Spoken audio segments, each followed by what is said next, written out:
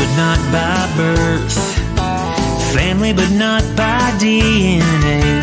Dave and Adam are two of a kind, and they wanna borrow some of your day to talk into your ear holes about midi-chlorians and roller coasters. Those two things are unrelated, but so are they.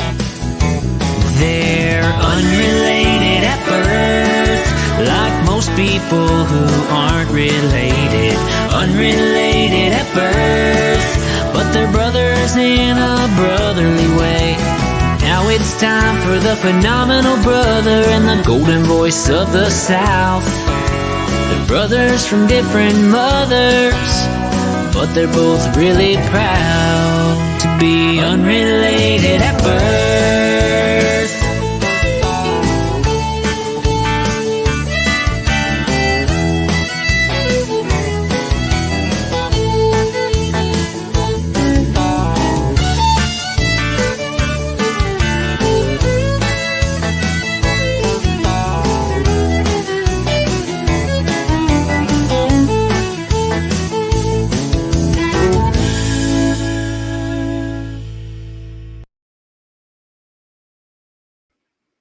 Nothing on earth that'll get me running like a heat wave coming. I'll come a running. We'll be making that tan. It's a radio one? Daylight. Every night is a Saturday night. And everything's all right with the summer coming out. Okay.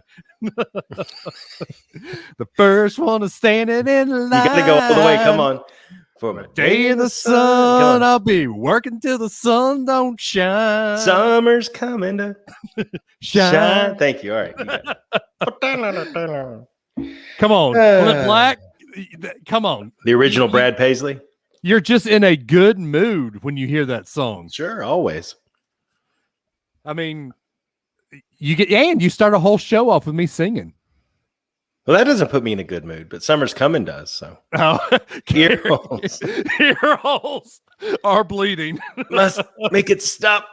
Hey, actually, let me ask you this, Carrie. Are you at the Trash Pandas game? Because you said you were talking about going. He said he was talking about going. Well, we were talking about things he's talking about. We were talking about yesterday. He was talking. See, what happened was we was fixing going down to the Trash Pandas game. Yeah, you know, we got smashed by the Birmingham Barons this weekend. That was pretty funny. Yeah. Not that you got smashed, but that Ben had so much documentation of how you said that would never happen. I didn't say it would never happen. I said that the next time they came to town. Right. Yeah. They were in town when he started that. So I said the next time they came to town. So therefore. So you meant the next time. Not the current time we're getting stomped a mud hole. Right. The next time. The next time we get our mud hole stomped. Got it. So got it. Anyway, we're here to talk about summertime. I'm surprised you didn't start off with the Will Smith. Go falsetto and get it out of your system. Summertime. Can we sit back and unwind? Jeffrey asks, what feed is everyone watching on? Am I the only one in here? If Dave keeps this up, yes, you will be the only one in here, Jeffrey. Yeah. No, Jeffrey, you're not the only one here. According to my little eye bubble, there are 8 of you watching. 8. Well, if you look at the top right-hand corner, there are. Oh, here we go. There are 5 people. I didn't know this is new. Oh, look at that. There are 5 people watching on the Unrelated at Birth feed. There is 1 person watching on the Unrelated at Birth listener group. Whoever's watching there, remember, use your little emoji. There's 1 person watching on the Hanging with Web Show YouTube. 1 person watching on the Unrelated at Birth YouTube right now. And Willow did the love emoji, and my mom did the like emoji. You can see that too. Ooh! We got 10. So if there are 10 people, why do we only have 2 reaction emojis? Come on, people. Jeffrey said that's me in the group. Hey, but we can see who it is. They must have fixed it. Ooh, StreamYard stepping up their game. Yep. Oh, see, Ryan's here. Ryan, that's 3 reaction emojis out of 11. There's 4. There's 4. Ryan, come on, 4 out of 12. Ryan from the Geek at Birth show, which is live now. My buddy Juan, I know speak emoji. Hey, Vance, hey, Vance just gave us the angry reaction. I'll take it. Reactions go into the algorithm, guys. Come on. That's probably from me singing. I didn't think about that. So, speaking of, if you're not listening to the Top of the World thing too, they have this new fun thing where they make fun of me and say Terry is always right, Dave. Dave should always listen to Terry. Yeah, I know. Sounds about normal, right? Sounds a lot like this show. I know.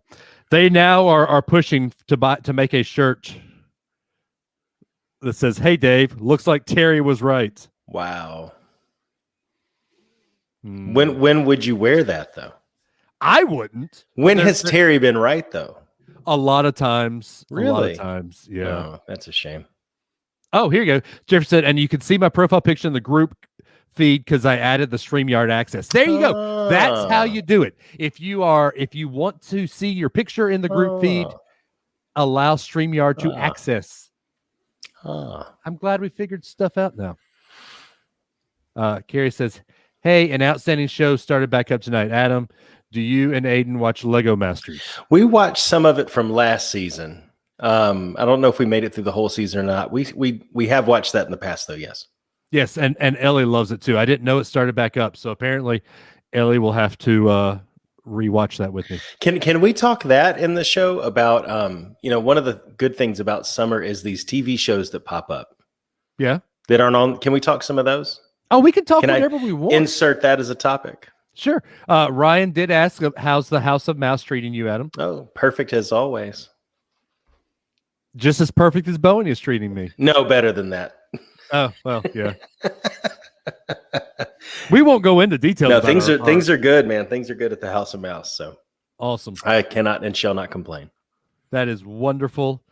Vance says Lego Masters is great. We missed the first 10 minutes tonight, so will Lolo be Huluing it tomorrow? Is that a Hawaiian word?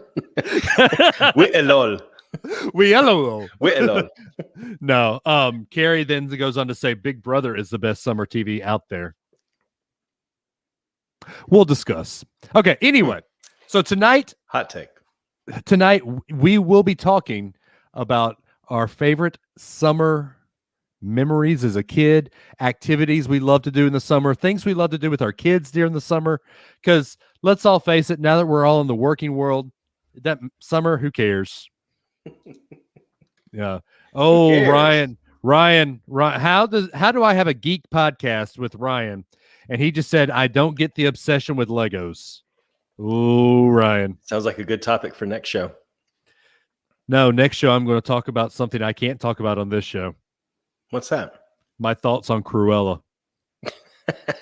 That is the right place for it. Because I like that the House of Mouse treats me well. So exactly keep it that way. Exactly. I've shared with you my take on it. So you have, didn't I? Okay. Yeah, okay. You did. Okay. Do you agree with my take? I haven't seen it yet. Okay. Anyway. Okay. So we are here to do our show.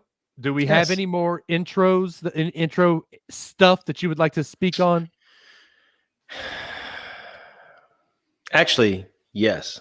Uh-oh. Vamp for a second. I'm going to make you do it. Hey, I'm good at vamping. I can talk. I am going to put you large and in charge on the screen, and I'll be right back. Wait. Oh, he's actually leaving. That's actually kind of cool. Jeffrey says he's obsessed with knockoff Legos. I think I need to hear more about this, Jeffrey. I did see in the other group that you didn't post in the Unrelated Birth group that you bought some Legos from a Asian website, and they weren't real Legos, but I haven't seen the final product. Was the final product well put together? Was it missing Legos? Virgil also says, "Hey Dave, hola, cómo está?" Anyway, I am wondering what Adam's doing over here. He's messing with some stuff. I'm back. This is okay. Okay. Can I show what I got? I'm so excited. You can show what you got now. So we KonMari every now and then. You know what I mean when I say that? KonMari. Yes. The joy of living well, or simply you're cleaning out every drawer every 6 months. Yes. And one of the things I could never find a home for was all those old race shirts. Because let's be honest, like when you run a half marathon or something like that, how often do you really ever wear that shirt? Maybe when you're working out, not that often. But there's a thing out there, not a sponsor, but I would like to see if they would like to be a sponsor, called Project Repat. Ooh. And I'm very, very, very pleased with their product. I had a quilt made out of those old race shirts. That's cool. See that? Yeah. And the back has like this fleece, this gray fleece, but it's like all the old, like the half marathon, the coast to coast, or the Princess Marathon that Dave almost died at the end of. Yes, I have the medal for that to prove I did it. You finished. I'm there to finish.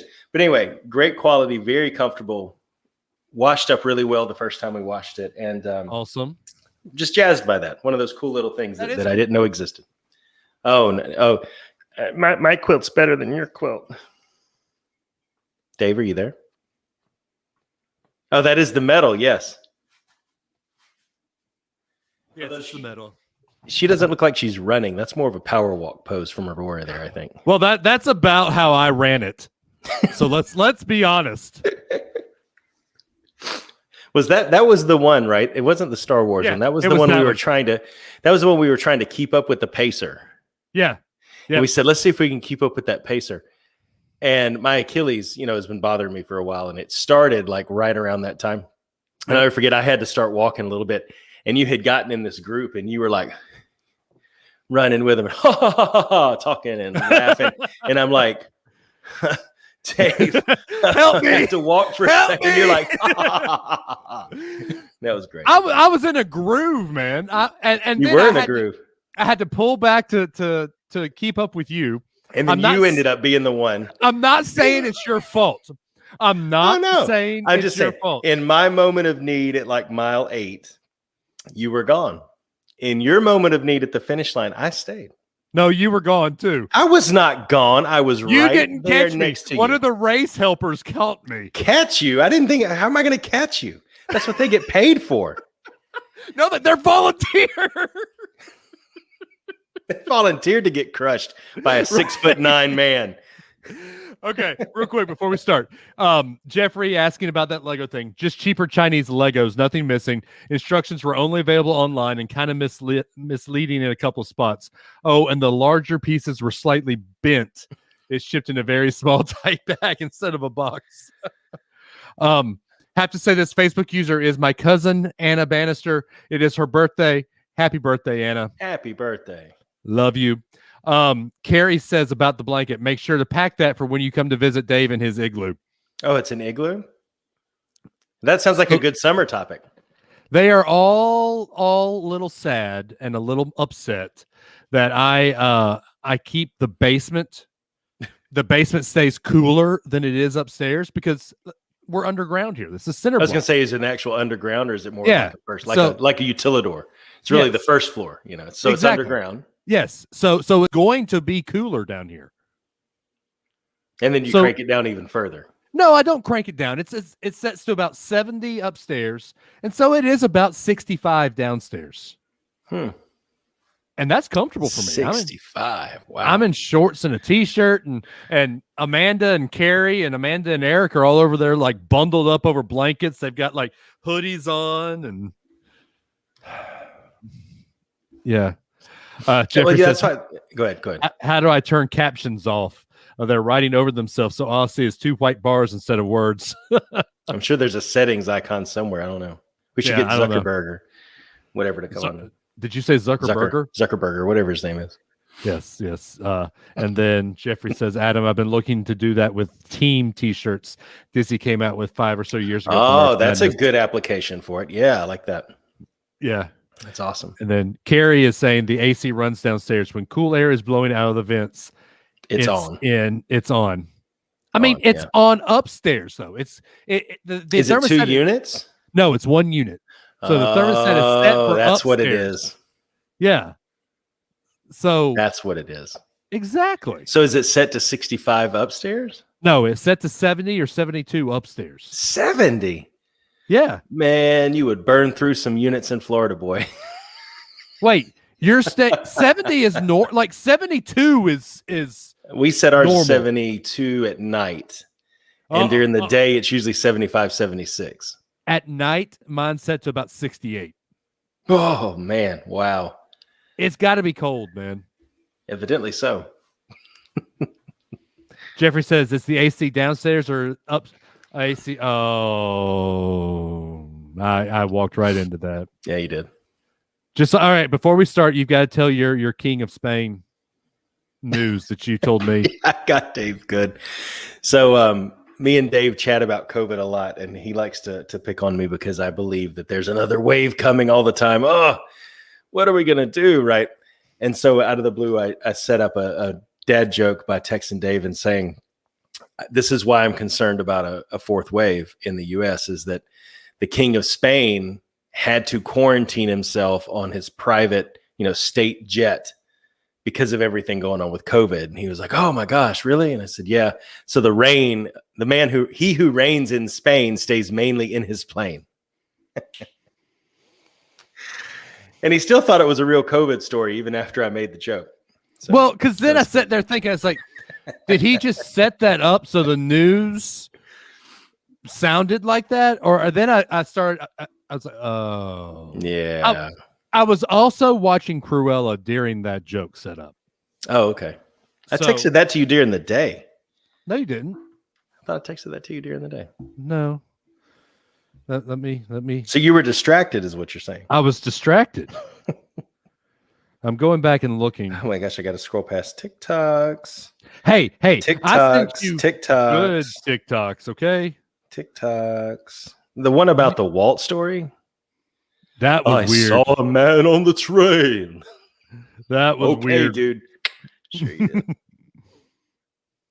Andy Stanley. Constitution Bible. It was Friday at 8:18. Oh, it was. Wow, it was really late. Okay. Yes. He who reigns in Spain stays mainly on his plane. By George, he's got it.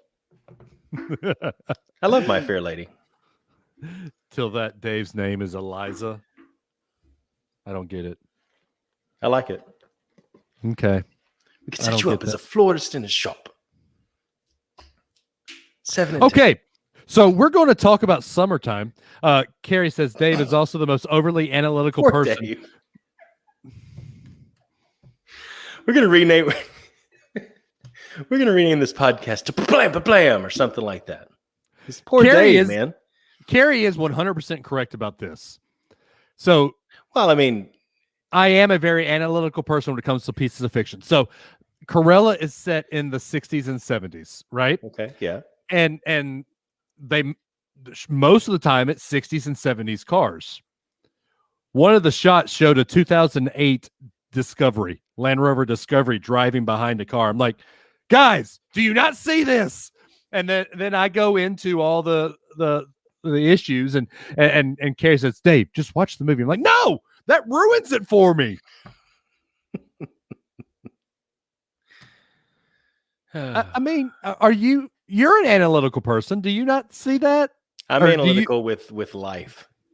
Do you watch just pieces of fiction and can see it for the fiction it is because you can ask if Days of Our Lives is on in the room.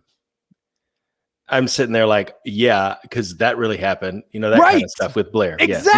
No, I got that way. But it's the passion you put behind it, Dave. I think that's what Carrie's referencing.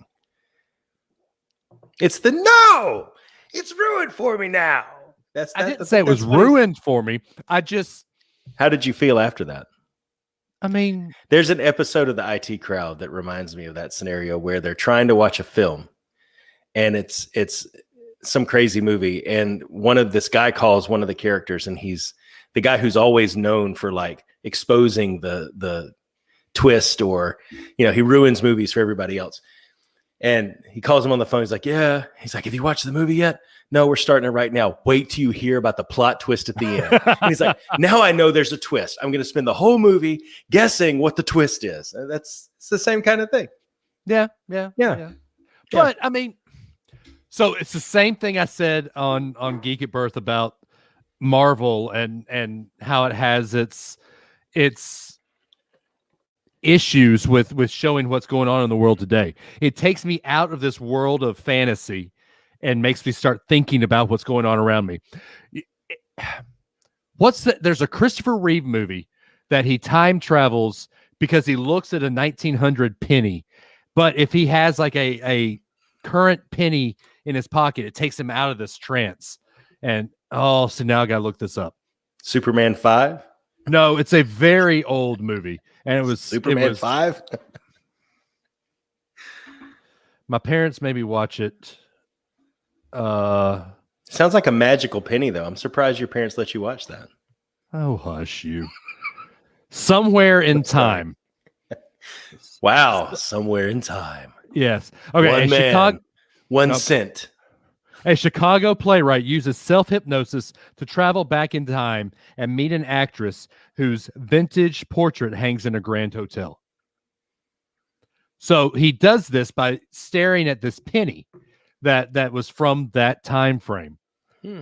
But in his pocket was a current penny. And as soon as he reaches into his pocket and sees that penny, it pulls him out of that time. Got it. So it's that exact thing. You know, if I'm watching a fantasy movie that's set in the 70s and I see a 2000 vehicle in it, it snaps you out of your self-hypnosis. Exactly. Your dad or Carrie. So Quantum Leap before Quantum Leap, and then your dad sounds like LSD to me. I mean, never mind, he was listening to the Beatles while all that happened. You know? We're talking about that. So what you're saying is if Christopher Reeve reached into his pocket and pulled out a 2005 penny when this movie was set in the 60s, that's the same thing to you. It's like glaringly obvious. Yes. Yes. Yes. I'm amazed you knew it was a 2008 Range Rover, though. I didn't know you're a Range Rover fan. I kind of like them. I like Discos. You like what? Disco? Range Rover Discovery. Oh, Disco. I thought you were like on Jungle Cruise for a second. I love disco. Yeah. Jeffrey Martin, did you see the Game of Thrones with Starbucks cup? Yes. See, that's something to me, and this is something we could get into on the show eventually, but not tonight because it's not part of the topic. If we ever get to the show tonight. Yeah, no. But to me, that's something I enjoy. Like the continuity people have a hard job. And that's something that a continuity person should have caught. Like Days of Thunder. There's a scene where who makes Range Rover now? I think it's Ford, isn't it? There's a scene where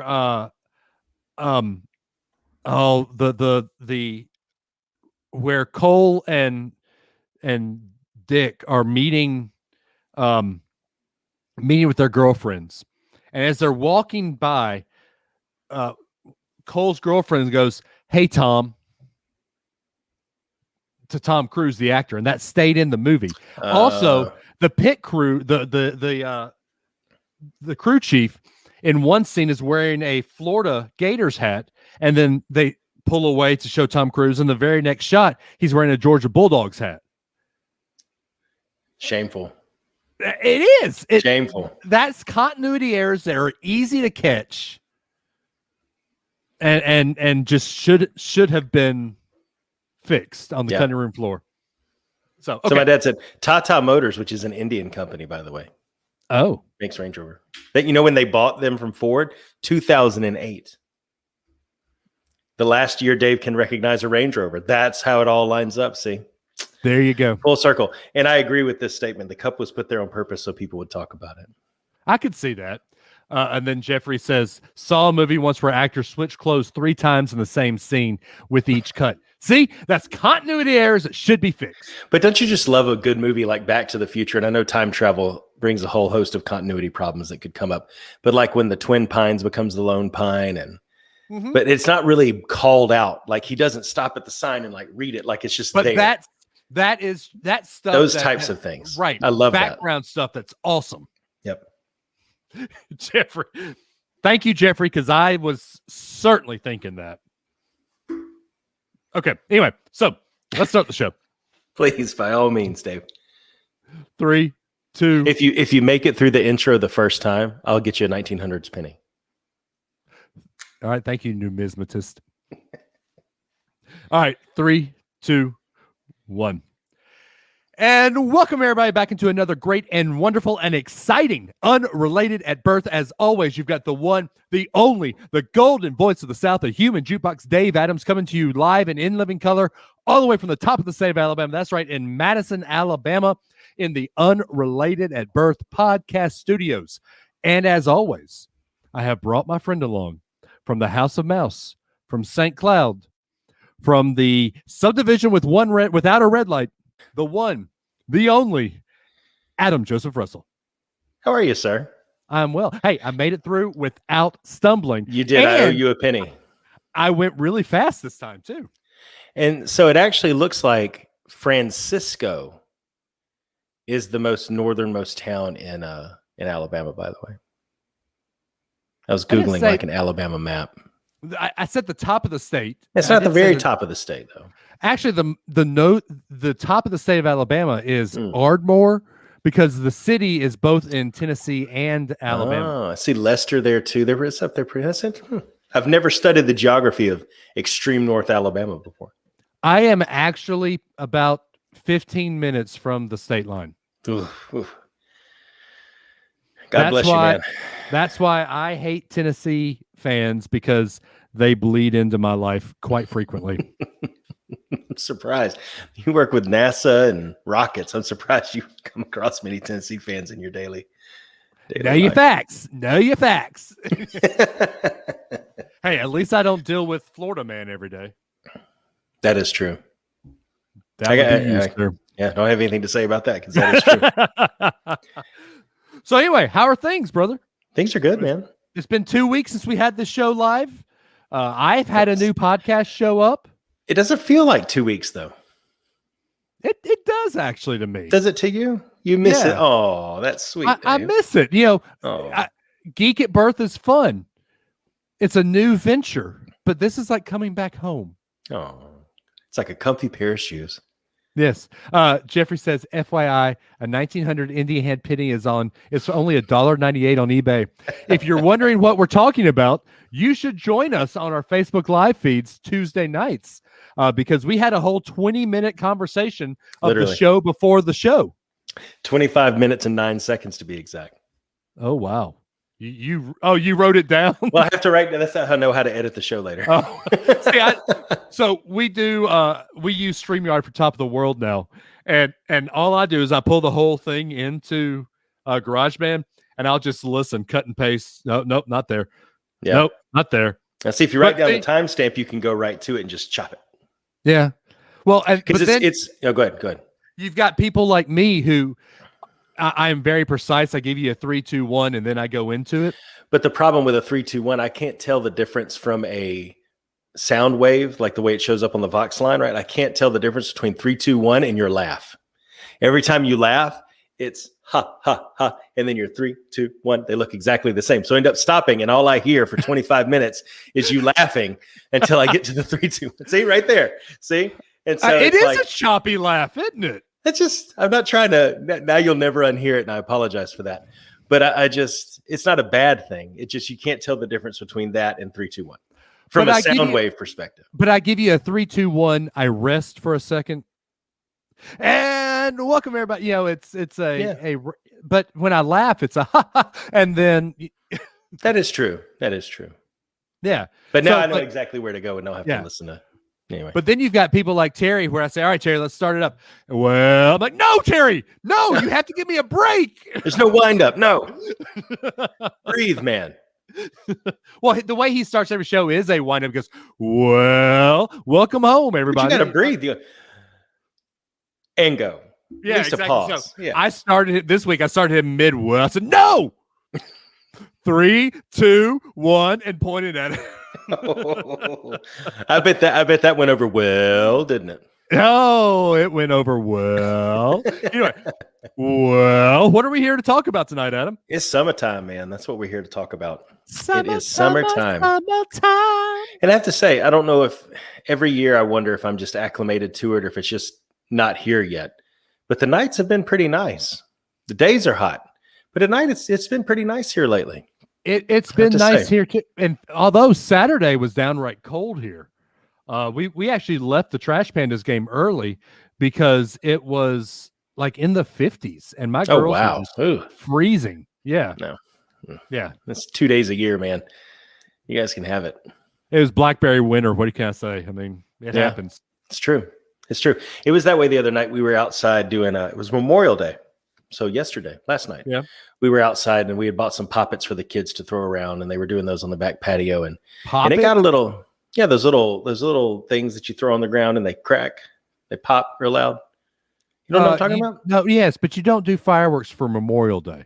That's why I didn't buy fireworks. I let the kids throw some poppets on the ground. Okay. There was a big fireworks stand, and Blair was like, "Ooh," and the kids were like, "Oh," I'm like, "No, we're not shooting off fireworks."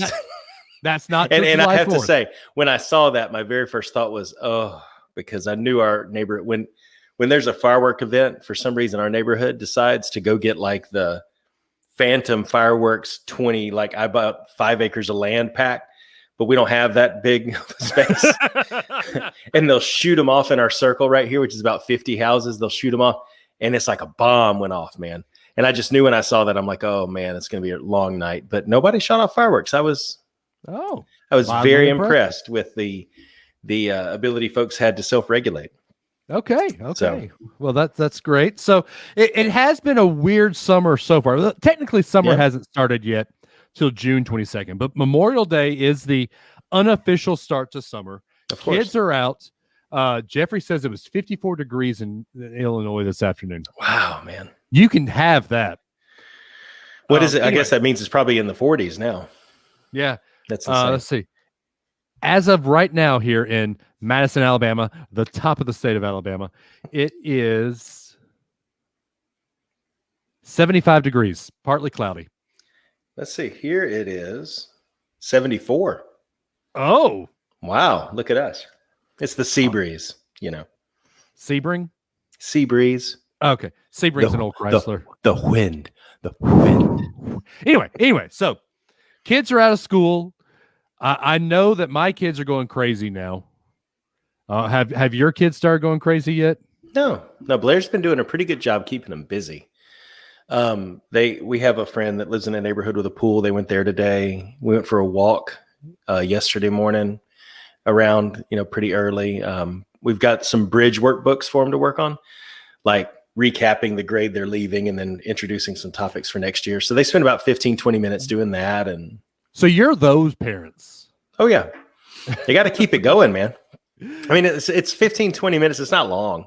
But it's just practice, Why am I not shocked? You know me. I mean, I don't think anybody within the sound of my voice is surprised at that in any way, shape, or form. Not at all. No. Yeah. So my brain, this is just going, kind of giving you a good bridge into our subject tonight. My brain, when that school bell rang at the last day of summer, going into summer, I turned my brain off. And though anybody within the sound of my voice probably isn't shocked at that either. Although Westminster did have required summer reading. They gave you a list, probably front and back of a sheet, and said you had to read 3 books. And of course, anyone within the sound of my voice will know I waited till the last month to do that. So, if only they had Audible back then, your life would have been so much easier. They had Cliff Notes. Oh, Cliff Notes. That's not reading a book, though. They also had movies. Carrie says, I thought they were getting to build bridges with those workbooks. There may be a science project somewhere in them when you're done. Who knows? We'll have to see. With Adam being an industrial engineer, that's not a bad thought. Reduce, reuse, recycle. Yeah, save the planet. I'm sure that there's something there that you had that were probably. You probably still have some of your old Alabama books, don't you? I have 2 of my old Alabama textbooks, yes. Well, a stats one and a managing engineering and technology. Which is obsolete now. Okay. I was going to say, is it time to get Aiden interested in engineering? Well, the school he's going to be going to next year actually has some they call them pre-academies. where they're like electives basically, but they have video game design, coding, medical science, where you could learn about vets or doctors, so they're starting to, like, in the 6th grade, they're starting to introduce them to a lot of stuff like that. So it'll be interesting to see which one he defaults to and goes with. But yeah, we're have you ever seen those Kiwi boxes? They come with like a engineering thing you build or something like that. They had one where you actually had to like build a circuit, and it's not like soldering or anything. It's all plug and play type stuff, but we've done that kind of stuff and he's interested in it. But okay, yeah. Cool.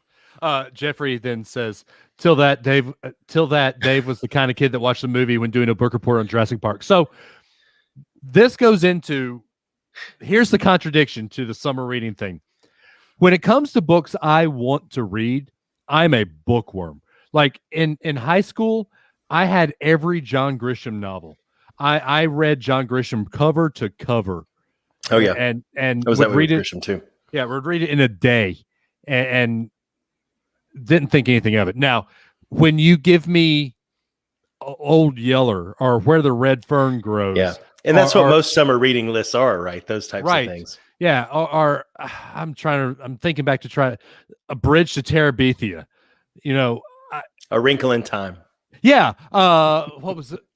I hate to say it. To Kill a Mockingbird. Yeah, To Kill a Mockingbird. It's a great book. But if you force me to read something, I don't want to read it. One of my things that Anna, my cousin, I think that trait runs in the family. I'm the same way. Good to know, Anna. Good to know. I could just see you doing your book report on Jurassic Park, though. I was glad to know that John Hammond survived in the end. He was not killed by his creation. Well, in the book, I hate to tell you. Yeah, I know. But my mom has a good point too. Let me say this real quick. Sorry, but Into the River. So when I was done with my senior year, there was a simulations class that we took, and the textbook for it was absolutely useless. Absolutely useless. It was the biggest waste of 3 digits worth of money that I've ever had. And when I was done with that class, I finished the final exam. I drove down to the Black Warrior just back of Rose Towers. So they had that little pier out there, and chucked it into the water and watched it as it floated at the top and then slowly just kind of. Hey, that's a Garth Brooks song where he throws the ring into the river. And I don't have to wonder anymore. There you go. Yeah. Yep. I've always thought that was a good song that he never released. I thought if I ever became a country singer, I would try to release that one. Yeah. So go for it. You got a microphone. I do, but I mean, if someone else can sing about backyard freedom isn't in a backyard, hey, it's a good song. Why can't I do it as well? So here we go. I'm not. All right. So summertime. Summertime. How about Dave Adams and the Unrelated at Birth band? You could be my band leader. Band leader. Well, no, the lead guitar like player. The guy who's like, no, the lead trumpets and. Did you never watch Nashville? No, I never watched Nashville. Okay, the lead guitar player is usually what they call the band leader. Okay. The background band. So see, you could be the leader of the Unrelated at Birth band. So you'd be Huey Lewis, and I would basically be the news. The news, right?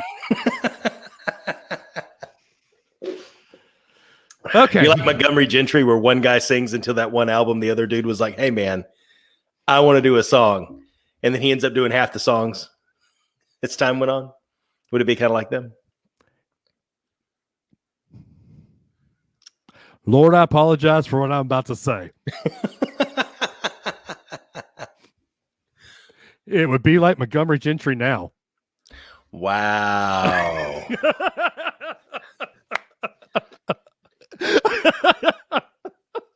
I'm not going to cross you in this podcast world we're in, man. Dave got cutthroat. All right. Anyway, summertime growing up. Adam, what is your earliest memory of summertime? What would y'all do when you were younger in the summer? Yeah, we would take trips. The trips is what I remember the most. I mean, there's several things. Summer is kind of like this. when I think about it, there's so many things that stand out. It feels more like a state of mind, right? An amalgamation of things than any one specific thing. But the two things I remember the most was my mom was a teacher, and she taught at a place there in Prattville, and they did a summer offering for kids. And I would go and hang out in the older kids' room while she was teaching, and had instant friends and huge big field in the back and a pool there and all that kind of stuff. And so it was a really easy way to be able to have a lot of folks around in the summer, which I enjoyed. And we'd travel a lot too. And when I think about summer trips, I think about Panama City Beach. Really? That's what I think about the most. Yeah, that's where we went most of the time. We actually stayed at a place so many times for so many consecutive years that they started sending my parents Christmas cards. Oh, that's cool. So yeah, we would stay at places down there. And this is like not current day. It's not current day Panama City where they've rebounded from all the spring break madness. And it's not 90s spring break Panama City. This is like 80s, early 90s Miracle Strip. True Front Beach Road was where it was, you know. And that's the type of stuff I remember the most, was probably the friends that I made at the place my mom taught at, and then the trips to Panama City. There's other things, but those are two things that stand out. I'd say the one thing I remember is early on, my mom was a nurse and worked a lot, but she quit when my brother came around when I was 4. Yeah. But early on, I can remember, and Anna, if you're still watching, don't cry, please. I can remember going fishing with Grandpa. You know, one of the things, so both of my granddads fished. Papa was on a boat. Grandpa was sitting on a riverbank casting a line. Mm-hmm. You know, Grandpa would take us to the Madison County just lake, where you go in and you don't pay anything, but if you keep the fish, you pay a weight to keep it. And you know, I always make fun of you for doing CNR. But Grandpa was so big on, if you catch it, you keep it, and you skin it and you eat it. Yeah. So that's why I always make fun of you when you talk about doing a catch and release, because one of the things I can remember is sitting on a dock with Grandpa, and you know me, I don't shut up. And Grandpa, if you've met my dad, and I think you've had some interaction with my dad, you've met a younger version of Grandpa. Okay. So Grandpa can sit there and just not talk. And when he looks at you, when he's mad at you or he's upset at you, wants you to be quiet, he'll look over at you. David, shut up. And then turn right back around. You know? Yeah. And I can just remember that, you know, David, shut up. You're going to scare the fish. And then turn and rack around and just being quiet again. Yeah. And it's that, and it says, one time the fish I caught took my fishing pole. And that's, you know, it's stories like that. Grandpa bought me an old cane pole, and I can remember it doing the same thing. It would just, I was struggling to pull it up, and before Grandpa could put his pole down and make sure a fish doesn't take it, the fish had taken my cane pole and gone into the Madison County Lake. So somewhere at the bottom of Madison County Lake is an old cane pole from the early 1980s. Nice. But that's probably one of my earliest memories of summer. Growing up. One of the things I did a lot with summer is we always had at the church my other Mima and Papa went to, there was a kids summer musical program. And I think I talked about this on the show early on in earlier Unrelated at Birth episodes. But every summer, the guy who is actually a good friend of mine now on Facebook, Scott Hooker, was the music director at Mount Zion Baptist Church. And every summer he would cast me as the lead of their little kids musical. And once a week, maybe every 2 or 3 times a week, we would have practice. And you know, it was this one time was about the children of Israel, and you're going through seeing the walls of Jericho fall down, and you know, the song, like I still vividly remember the solos I would sing. Like one of them was set to the tune of Fur Elise. Like I was this outspoken kid who on the inside felt unloved. And so it was this sad, haunting tune of Fur Elise, but it's my old whistle didn't make a sound, and I was stung this morning by a bee. Now I've got a big lump on my knee. I mean, it's just fun stuff. And you know, I'm still friends with some of the people that I went and did some of these summer musicals with. Yeah. So did y'all do that at your church in Prattville? No, not at that age. I mean, church, especially during the summer, we would do youth trips. You know, once I got into youth group and stuff like that, that's when church really took a bigger part of my life in the summer. I can remember going to Panama City, and we stayed one time at Laguna Beach, which is like it's a off the beaten path kind of. It's on the beach, dorm style kind of building that's made for youth camps.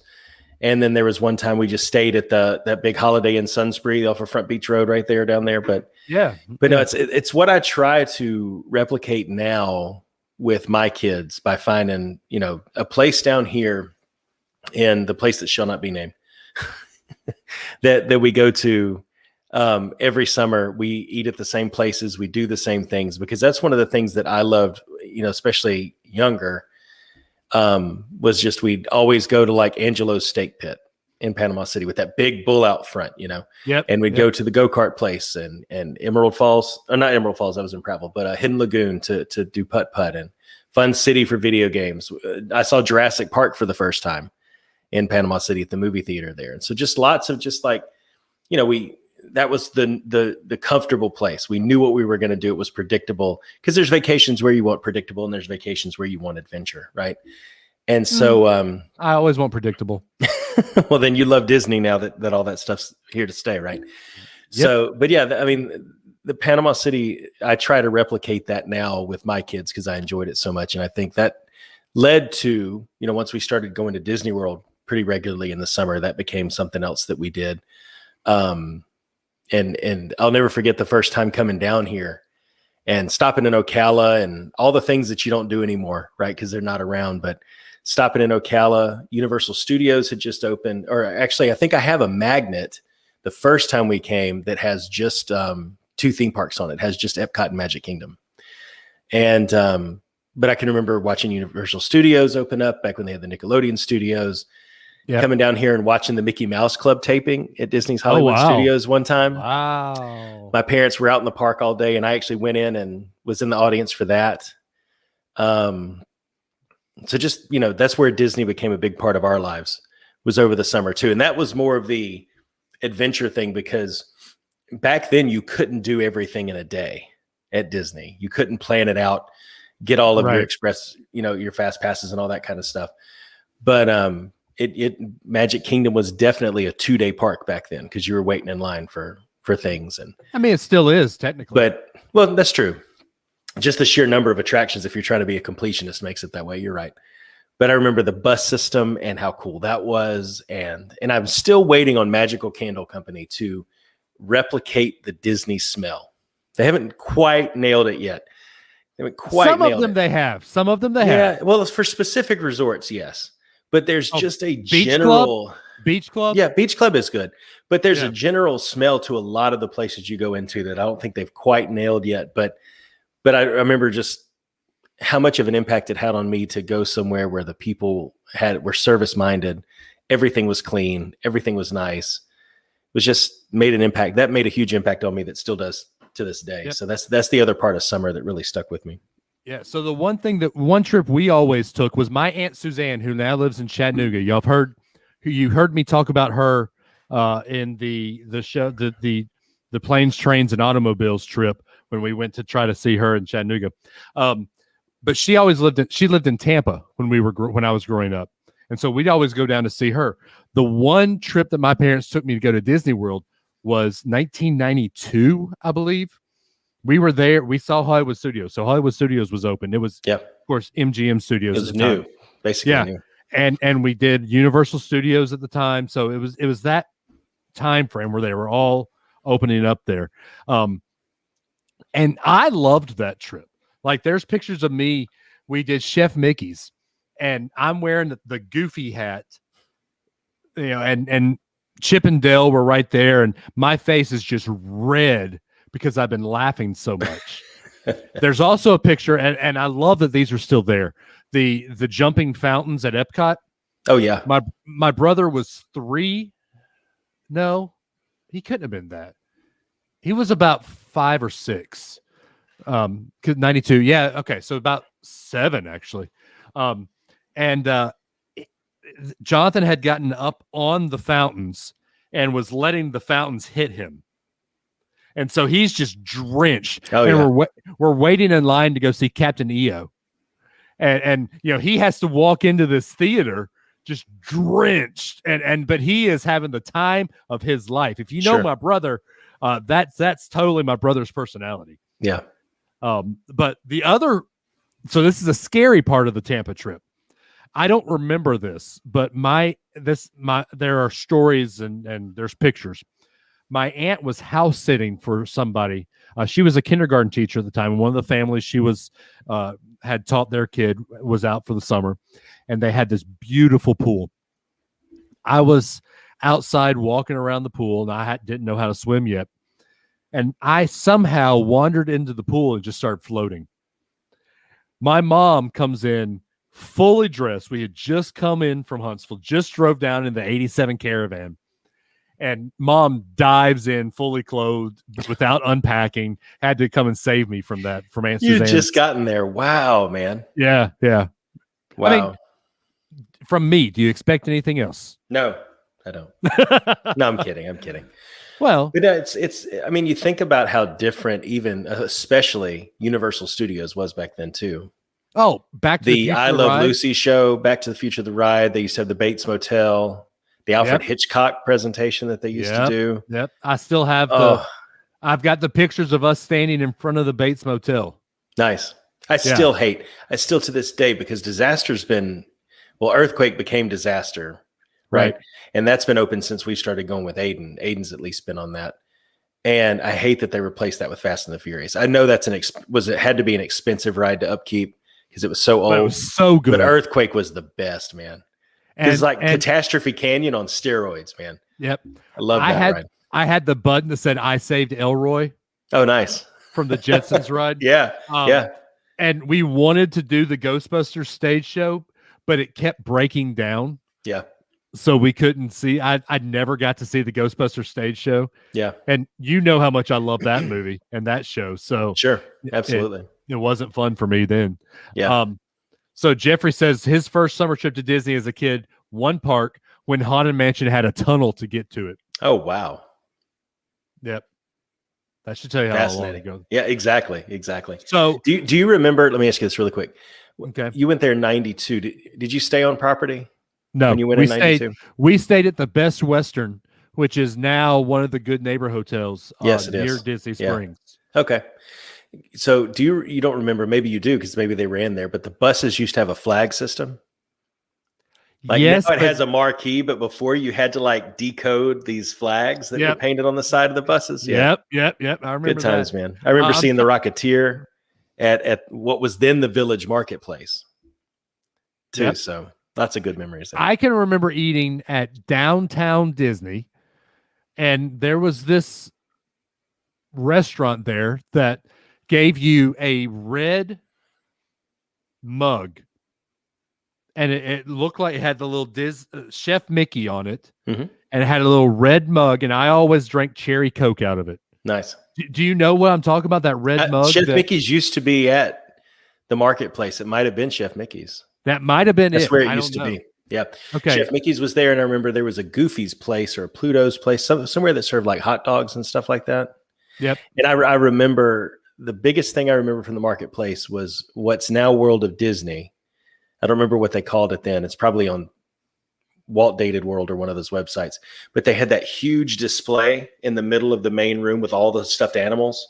circled all the way around it. Yep. I mean, it was massive, man. Yep. And to a kid my age, when we started, it's like, what, And so, and see, I was hooked way back then, but this will tell you why I'm kind of like I am now. Yeah. That one time we went in 1992, I did not go back until 2011 because my dad does not like crowds, and they did not have a good time on that trip. So, but we go a lot now. I see, but what made me think about that is on another one of those trips down to see Aunt Suzanne, I actually saw the 1993 Jurassic Park in Tampa. Oh, nice. Okay. So I did see it in Florida. Yeah. I can remember it was in a mall that had, if Aunt Suzanne sees this, she'll tell me which one it was. But the movie theater was away from the mall. Like my mom and dad were shopping, and Aunt Suzanne walked me out to the theater, and we sat and watched Jurassic Park. Yeah. That's cool. Yep. So those are the fun memories we have. Are there any memories that of not just trips, but are there any memories of summer that are etched in your brain of, holy crap, I will never do that to my kids? Honestly, no. I've got one. I have one. I'm trying to think. Honestly, no. I was just so busy the whole time. from one way, doing one thing to something else, traveling, that kind of thing. No. Okay. Honestly, what's yours? So, I guess watching a movie with Christopher Reeves about a hypnotic penny. Well, there was that too. I guess it was my sophomore year of high school. Okay. Going from sophomore to junior year. No, it was freshman to sophomore year. Dad had the deck refinished and redid the deck, and he stained the top part. And he said, David, Jonathan, your summer job is going to be, I want you to stain the bottom of the deck. They didn't give us poles. He gave us chairs and gave us brushes. And I had to, I'm trying to do this I had to look up at the stain as I'm brushing like this. And stain got in my eyes. It was in my face. It was the worst summer I think I can ever remember. So now, anytime Dad finishes a product or something like that, he'll post it on Facebook and we'll say, hey, Dad, show us the underside of it. Did you really finish the whole thing? Yeah, exactly. Right. Nice. Your mom says, what? We knew from the first time we went, Adam would be here one day. It was literally life-changing. We talked it for years. It's true. Yep. Brad Toon, old Canada. Sunburns from mowing our giant farmyard with a push mower. Ugh. One of the first things I purchased as an adult was a lawn tractor. I totally get it.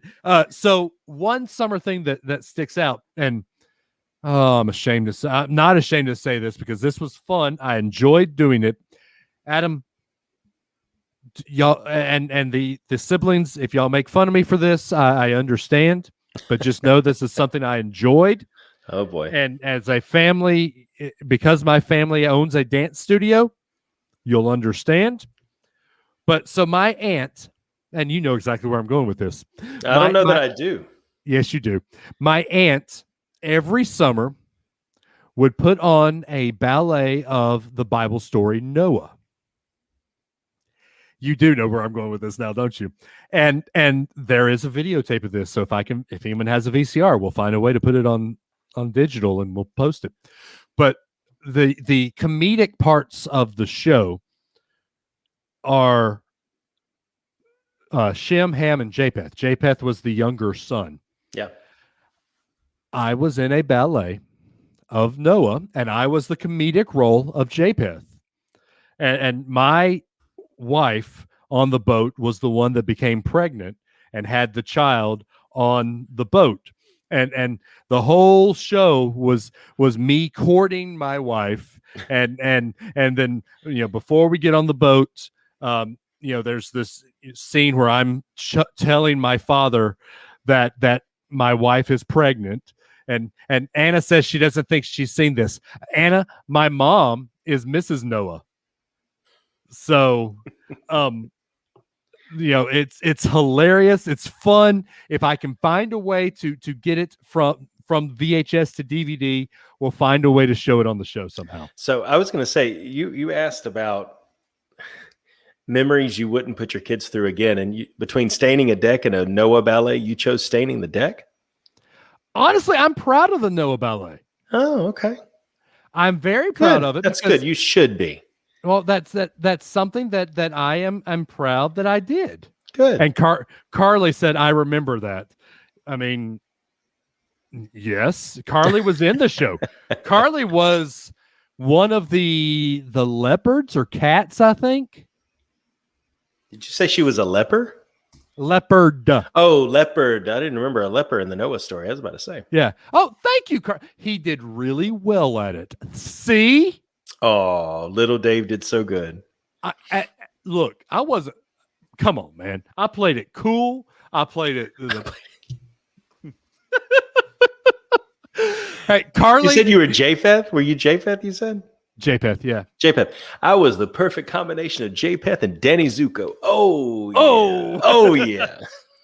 Yeah. So, Carly, you weren't the wife in the show I did it in. You were the wife, I think, the year after or the year before.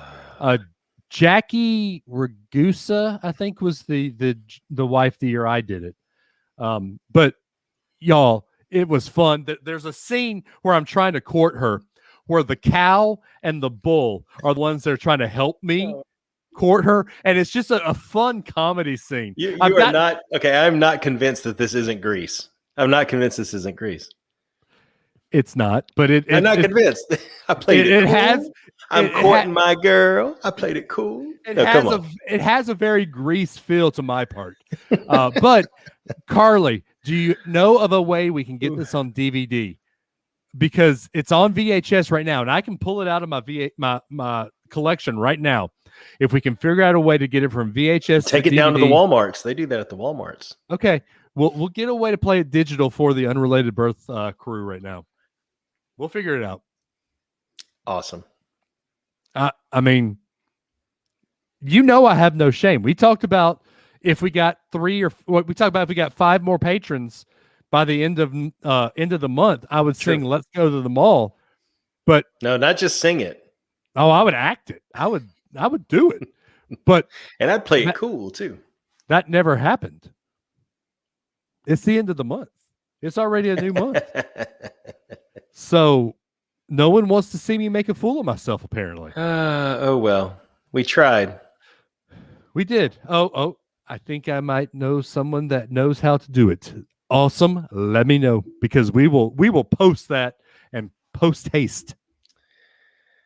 So I have this stuck in my head now. You're like, rain's a coming, build me an ark, and it's just like, no, there was no words in this ballet.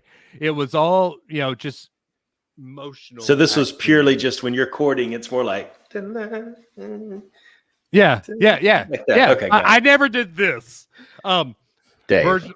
Virgil said, if he gives it to you, Adam, it'll be invaluable in the future as a point of persuasion.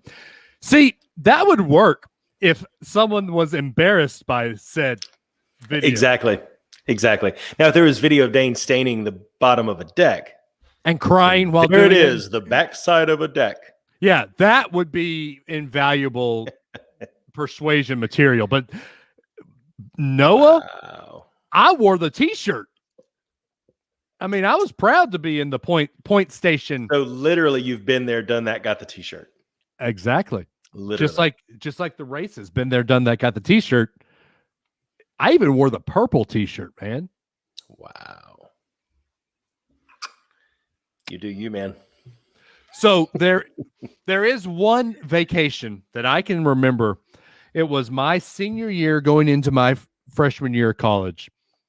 Mom and Dad decided to take us on a 2-week vacation to see Yellowstone Grand Tetons. We did the We did a 4-day trip down the Snake River in Idaho, and whitewater rafting, and we camped on the side of the river when we got done whitewater rafting for the day. Yeah. That sounds cool, right? Sure does. 14 days. The only people you know are you, your mother, your father, and your brother. Was this before or after you had the reference point of staining the bottom of a deck? After. Then I think it sounds like a blast. I mean, you should have been able to put it in perspective, my man. You know, the first week was fun. Your mom said, "Could you take a shower? Could you take a shower while you were whitewater rafting?" No. Well, you got a bath anyway. Yeah, you get a bath, but no, there is no shower. You cook your meals there by the river. I mean, that was cool. The first week was cool. We did the 4 days of whitewater rafting, and then we got off the river. Then we drove to, where did we drive to? We drove to some little town right side. No. Your mom said for 2 weeks. No, the whitewater rafting, the part where you couldn't shower or take a bath, was 4 days. Then we drove to some little town right outside of Yellowstone. That was fun. I remember reading the book, The General's Daughter, at the time. Okay. Great book by Clive Cussler. Clive Cussler? Yeah. Great book if you haven't read it. Good movie, too, with John Travolta. I'm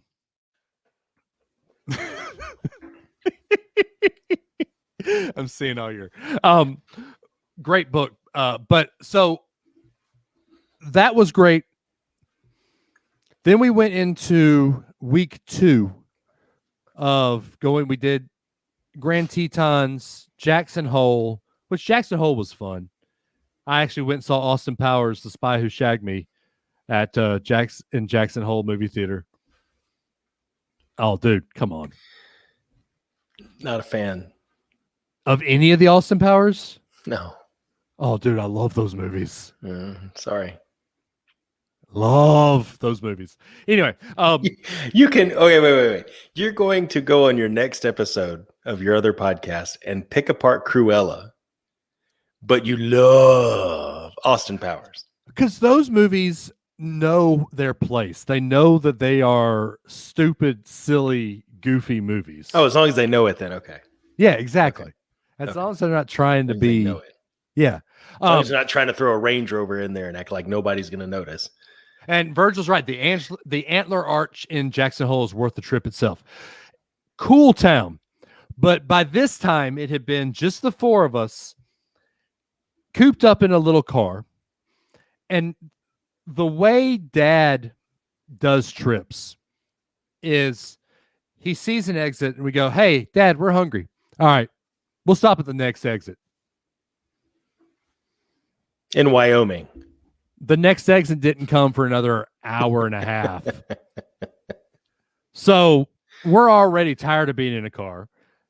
You know, the 4 of us in a car. Then you put the 4 of us in a small, mini little hotel room. We're ready to kill each other at the time. At the time, the girl I was dating and I were having some issues. Was she there? No, she was not. Oh, okay. But I didn't have a cell phone. So there's no way to get a hold of her. Why would you want to get a hold of her? To talk to her. Baby, I miss you. Yeah. Even all these antlers don't hold a candle to the beauty of your natural grace. Carly knows exactly who this girl was and is. She was evidently worth calling all the way from Wyoming. They did have 1-800 collect, you know. I didn't call her, though. Please accept the charges. I miss you. Please accept the charges. Hey, this is me. How you doing? Just call me back. But you know, it was a comedy of errors that made the trip memorable, but also a comedy of errors that made the trip say, you know what? Our family will never do a 2-week vacation again. It was a fun trip. Don't get me wrong. I mean, I saw some of the beauty of the country. Wyoming, Yellowstone National Park, Grand Tetons. If you get a chance to see them, they are beautiful. Go see them. But yes, Kathy, there were showers. Go see Jackson Hole, Wyoming. But those 2-week trips with a family and as an extrovert, the only people you really know and the only people you can really talk to are your 3 family members besides yourself. Oh boy. And see, Jeffrey, I was so close to Mount Rushmore. As a history person, not to get to see Mount Rushmore, I've never seen it. We'll go to Mount Rushmore, the next exit. And that exit. Exactly. That's about how it felt. So let me ask you this. How did you entertain yourself? Go ahead. Carrie says, this is why Dave only goes to places named Atlanta and Orlando now. I go on cruises. It's true. I go to Nashville. And someday I'll go to Anaheim. Maybe Paris, maybe Shanghai, Hong Kong, but Tokyo. Not for 2 weeks with his family. That's we'll see. That's what I want to see. I want to see the Adams go to Shanghai or Tokyo. That's what I want to see. So that would be a good reality show. You could call it Top of the State, and y'all just travel to all these different places. It would be like Ozzy. It'd be like Ozzy Osbourne and his son doing. Anyway, what were you gonna say? So how did you do a long trip in terms of keeping yourself entertained in the car? So at that point, I had a Discman, and I listened. I wore out the DC Talk. Hello Goodbye album. I forget the name of that album. Supernatural. I wore out that album. At the time, I was listening to the OC Supertones a lot. I wore out that album. Ska, right? Oh, dude, yeah. Really? Yeah. Supertones strike back. Yeah. Just like Leah's father. We hit back harder. Yeah. Nice. I always loved that. Virgil says no, even Trump could not fix the problems from that trip. And Carrie says Holiday Road starts to play in the background.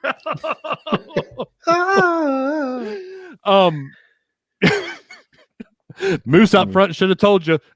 Sorry, folks. Park's closed. Yeah. But yeah, I mean, it was my Discman. I had the Game Gear, the Sega Game Gear. Sega guy. Yeah, Sega I was. Yeah. So that's how I entertained myself. Yeah, we do now with my kids what my parents did, where I had Game Boy, Discman, Walkman, whatever it was, depending on the year, right? Yeah. And there was always a bag in the back seat. Periodically, I'd get to go in it and get something new, and there'd be a new Game Boy game or a new CD or something like that. We do that goodies too. And candy and snacks and stuff. So we do that for the kids. And the rule here is, because pretty much everywhere you've got to at least get to the Turnpike or I-4 to get anywhere, right? Right. And so whichever one we're going to, they can't open the bag until we make the turn. And so the turn is either onto I-4 or the turn is onto the Turnpike. But until we're on a major road, they have to let the anticipation build and stuff like that. So that's another thing from traveling in the summer, at least, that we did, that we still do today. So we've talked trips and stuff. How about activities? What about normal stuff? Like, what was your day like in the summer as we kind of start, not wrap it up, but Yeah. Jeffrey said earlier in the night, you go out for lunch and you don't come in until the streetlights come on. Yeah. And we would stay out past the streetlights. Me and our next door neighbors, the Seagraves, which Chris comments a lot on our show every now and then. But we had rollerblades and we do like street hockey. Like we had a net, we had hockey sticks, and we play street hockey. The trip from Disney World made Mom so mad because we bought a couple of Mickey trash cans that went with our bathroom. like black and white bathroom, and so remember the show American Gladiators? I know you do. Oh yeah. Remember the game, which by the way has its own channel on Pluto TV now, 24 hours a day. Remember the game Powerball? Yes. Where you had a trash can full of balls, and you had to get through to an entire field, past the gladiators, and deposit. And they were the different colors, like they were lower point ones on the outside and all that. Yeah. Right. So we played Powerball in the front yard. Well, those trash cans that I mentioned earlier, somehow it was either me or the Seagraves' older brother Nick dunked the ball a little too hard and broke the Disney priced trash can. Well, mother was not too pleased with that. As you, but you had two, right? Well, what had happened was when the other one got broke, we thought, oh, let's see if we can't break this one. So then it became a competition to see who was the strongest. Exactly. and we had about a 50-yard front yard, and so we'd play half football. Half field football. Me and Nick against Chris and Jay. The older brothers versus the younger brothers. Yep. Of course. Awesome. Yeah. And then, of course, I talk about it ad nauseum on my personal page since I have gotten to go to Trash Panda's game. My summers were spent going to the Huntsville Stars games. And going now with Ellie, it's pretty, Ellie and Harper, it's pretty cool to see a tradition that I got to do with my parents, and now I get to do it with my kids. That's good. Yeah, we go to Braves games and go to Atlanta. I can remember one time we could not find the World of Coca-Cola in underground Atlanta to save our lives. Oh, could not find it. Yep. And we had a coupon from a brochure, and I remember looking at the brochure and seeing right next to it the gold dome of the Capitol building right there. Oh yeah. And once we found the dome, once we knew the dome was there, then we couldn't find it to save our lives.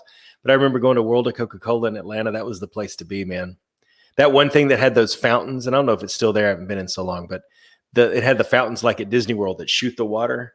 Yep. And then it would dispense your Coke, and it was like that was the water being used, kind of thing, Oh, it's a new. So there's a new World of Coke. Yes. Yeah, I haven't been to the new one. Yeah, they don't have that anymore, unfortunately. They should, man. I know, that was so fun. Nothing from our childhood exists anymore. I actually, so that summer when the World of Coke first opened, we actually took a week-long vacation to Disney. And what's beeping at your house? It's like a microwave going off? Blair's probably warming up a coffee or something. Oh, that's right. You'll have decaf. It's like a coffee at 11 o'clock at night. But so we actually went to the World of Coke the day it opened. Okay. And I can remember walking through underground Atlanta and thinking, oh, this is a safe place to be. and then walking through the World of Coke after that and seeing all the cool, because my mom collects, even back then and even now, collects Coke artifacts. Okay. Yeah. And so that was her Cooperstown. And it was fun for her to go see that. This is also the same trip that my father got lost in Atlanta. And that seems to be a thing. See, we went through some pretty poor parts of the city of Atlanta. Whenever there was one trip we were trying to get to Six Flags, and it's a thing, and I'm trying to remember exactly how it happened. We were on the interstate, we could see the roller coasters, but we couldn't find the exit. My dad's like, I can see it, but I can't get to it. And so that's a quote we still use in the family to this day. It's like, I see it, but I can't get to it. It's exit 68. Well, we know that now, but first time. But no, I remember that happened to me. And then another time we were in Atlanta for something completely different. Blair and I were, and we ended up getting turned around, leaving the ball field. Yep. And I don't know what it is about Atlanta, man. Okay. So remember when me and an ex-girlfriend came and visited you and Blair and McDonough? Mm-hmm. Yeah. So we had just left the Braves game and we drove down to McDonough to see you guys. I can remember getting lost trying to find McDonough. Yeah. And I don't know why, because McDonough is very easily literally right off the interstate. It's on both sides of the interstate. You can't go wrong. I got lost trying to find McDonough. Yeah. Yeah. I miss McDonough sometimes. It's a good place. It reminds me of a story. And this isn't summer. So in high school, I played in the band, and we always had the Six Flags trip where we played at a tournament, or not tournament, but a showing at Georgia Tech. And we'd always go to Six Flags the next day. Well, this also coincided with Freaknik. And if you know what Freaknik is, you understand. But if you don't, look it up. I don't think it happens anymore. I'm afraid to look that up. Yeah. So here we are, small private school, a band of very snow color with our buses saying Westminster Christian Academy, Huntsville, Alabama, plastered all over it. My dad's behind us in the Westminster Christian Academy, Huntsville, Alabama van, lost in downtown Atlanta, in the middle of the Freaknik happenings. My buddy, John Newby at the time, we're lost. I'm in like 7th grade. John's in 7th grade. He looks at my dad driving the van and says, "Are we going to die?" Oh my gosh.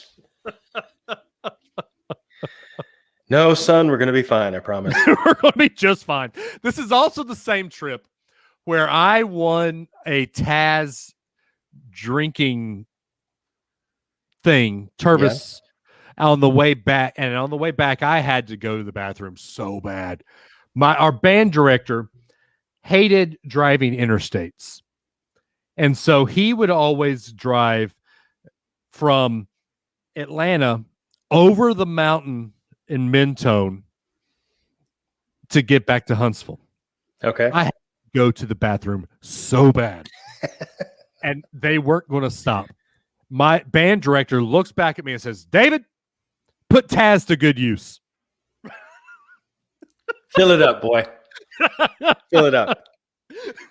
I was looking, I had a picture of the first roller coaster I ever rode at Six Flags off the Georgia Cyclone. I cannot find it. The Cyclone was the first roller coaster you ever rode? the Great American Scream Machine actually was. The Cyclone's the first one I have a picture of me on it. But I can remember going to Six Flags and riding. You sent something about it the other day, the Monster Plantation. Yes. Yeah, that was, I can still hear that song in my head. But I remember the Monster Plantation. Yeah, Six Flags, we do that. Travel to Atlanta, that kind of thing. I think one of the things I remember the most activity-wise in the summer was, I mentioned, playing with all those kids and everything, but just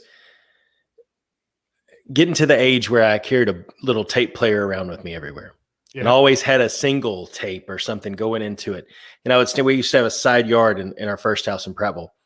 And it was fenced in, brick wall on the side of the house. And I would just throw a tennis ball against it and let it bounce, and I just catch it. And I could sit there and just do stuff like that for hours. I mean, you play with the kids in the neighborhood and stuff like that too, but just those kinds of just simple things. Game Boys, Nintendos, wall ball, riding your bike.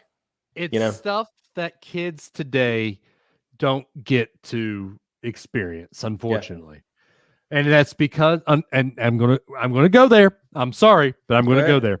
Go ahead. It's because of our generation being helicopter parents and not allowing kids to go out and explore. Now, I get it. There are bad people out there that probably weren't there when we were kids. Well, they were. They didn't feel as empowered as they tend to feel today. Right. It seems like. So I get it. But that whole don't come back until the streetlights come on mentality, you don't see that anymore. Yeah. Yeah. I don't think to your point, I don't think a lot of us feel safe allowing the kids to do that. But I think a lot of the things we used to do, things have gotten more, I'm going to use the technology as an example. Things have gotten more complicated. Yeah. Used to be that you could entertain yourself with a Game Boy and 5 cartridges or a Nintendo or something like that, you know? And now you literally, with a platform like Roblox, like my kids can play 1,000 different games and they literally have their choice, right? They can still turn on like a Switch or a DS and they have a Nintendo game. They play Mario, Luigi's Mansion, that type of stuff. But there's so much more at our fingertips, at their fingertips. And it's just the little simplistic joys that you find and stuff. It's harder to come by anymore. And it's just like when we talk about how Universal Studios has changed and how you compare Velocicoaster to the Alfred Hitchcock presentation. You know, they'll build 1,000 more Velocicoasters. They will never build another Alfred Hitchcock style presentation because that kind of thing doesn't draw people anymore. Because exactly, I can watch that on YouTube. I can watch that documentary on YouTube. Why do I want to pay theme park admission prices to go watch something I could see on demand on my DVR? You know, that used to be the only way you could learn about that. Yeah, that's true. Know? So it's amazing how that's changed and how that's changed our summers, but we still find those things that are constant and consistent that we do want to replicate, and we make sure those kind of things carry on. So, well, it's the same thing with going to a ball game that I want to make sure my daughters enjoy. I don't know if I told it on the show. I know I posted it all over my Facebook, but you know, we're sitting there at the very first ball game that I took Ellie to. Yeah. And she's about the 5th inning. She looks at me and goes, "Daddy, you know why I don't like baseball right now? It's because I don't understand it. Can you teach it to me?" After choking back all the tears. Yeah. All the feels. All the feels. I sat there and the rest of the game explained baseball to her. Yeah. It's a lot of that is too. Parents these days don't take the time because we're so busy. Yeah. Because of this, because of the Xbox, because of our lives, we are so busy that we don't take time to invest in our kids like our parents did. And unfortunately, the cycle's just going to unravel itself to where, you know, maybe not our kids' generation, but their kids' generation might have nothing to do with their kids. Yeah. Well, I mean, it's possible. But we have to make sure we do everything we can to keep that from happening. And that's the thing, dude. It's just like you talk about your kids going nuts around the house and, you know, kids go stir crazy and that kind of thing. It's good for them to be bored. And that's one thing is I think what we didn't have back then that the kids have a lot of today is entertainment that specifically caters to them, right? There wasn't Kids Bop that sanitizes pop music and makes it okay for kids to hear. You know, there wasn't a Disney Channel. You know, Disney Channel played real life movies and nature stuff, and it was cartoons in the morning, and then in the evening it was more geared towards what? No. What? When you came home from school, it was Tailspin, it was DuckTales, it was Rangers, what it I'm was saying Gummy is Bears. It was on the same channel that everything else was on, though. Is my point. Oh yeah. You would come home and from 4 to 6 you'd have that block, and then it was to the nightly news, and then whatever was after that, you know. But there are 24-hour a day, 7-day a week channels now that play nothing but what kids would want to watch. And so there's always something there they can tap into. There's never a moment of the day where there's not something available for them. We had to learn how to deal with that a little bit. Yeah. And I think our parents had to learn how to deal with that. So they were better at helping us deal with that and finding things to do. I think that, you know, we try now, and especially over the summer with Aiden and Emma, we try to make sure at some point in the day that they have structure. They have a little bit of like YouTube, Roblox time, that type of stuff. But there's a point in the day where they're left to their own devices. And they're made to figure it out of what you want to do, because it's so many different ways you can get to so many different things now that you have to almost force a child to be bored these days. Yeah. Y'all did something that I am, when Ellie and Harper get older, when Harper gets about Emma's age, I'm going to definitely try. Over spring break, y'all did a 1990s day. Yeah. Where you made Emma and Aiden do things that you and Blair did while y'all were growing up. Mm-hmm. And I think that every parent that grew up in the 90s, grew up in the 80s, probably should do that with their kids. Yeah. That's a good idea. It should honestly be part of every day. And it's fun to do a theme day, and it kind of makes it fun. You try to find food and cereal and stuff from all that from Right. that time period too. But it should be a part of every child's day during the summer when they don't have a structure that they're made to be bored. Oh, Daddy, I don't know what to do. Mommy, I don't know what to do. Well, look, you have a closet full of stuff. You've got drawers full of things. Go find something, go dig in there and find what's in there. Because when I was Aiden and Emma's age and your kids' age, I could give you a detailed inventory of every single thing that I had. Oh, me which too. drawer it was in, what color it was, which variants I had, all the different things. And now that has to compete with the digital space. Right. So much that you've got to force them go realize what you have. Yeah. So we go 5 minutes down the road in the truck. And Ellie, Daddy, I'm bored. What can I do? You can listen to music with me. You can talk to me. Yeah. I grew up on a road trip. My dad would turn the music down and make us talk. Sure. I mean, you have to learn that. You have to learn that skill. Right. That's a skill you learn. Now, I am probably the anti of that, because if you know anything about me, you know I'm a music person. And my music is usually not at a audible volume. So